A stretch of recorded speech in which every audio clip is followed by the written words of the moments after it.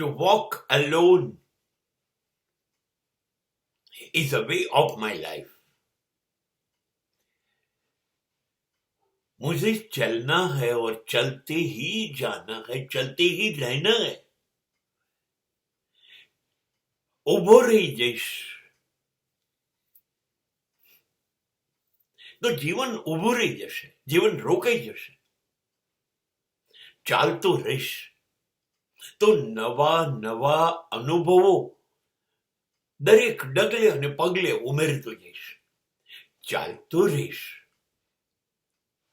તો જીવંત રહીશ.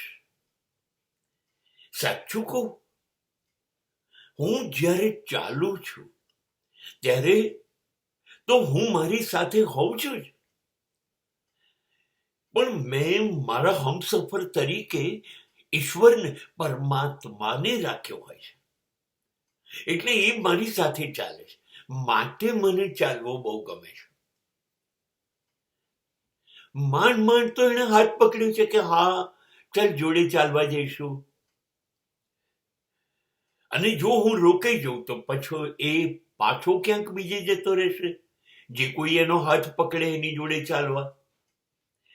પણ ચાલતા રહેવાથી એક વસ્તુ નક્કી છે, હું પરમાત્માનો હાથ પકડીને ચાલુ છું, એની જોડે વાતો કરું છું, મારી જોડે પણ વાતો કરું છું.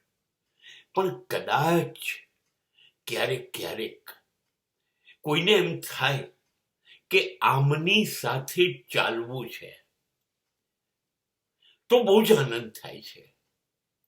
જો કોઈક નક્કી કરે કે એમની જોડે ચાલીએ તો શું થાય છે ખબર છે? ચાલવાનું ચાલુ રાખીએ છે ને તો એ કોઈકની કોઈક એની વાતો કર્યા કરે છે. ત્યારે હું સાંભળું છું, અને જ્યારે હું મારી વાતો કરું છું ત્યારે એ સાંભળે છે.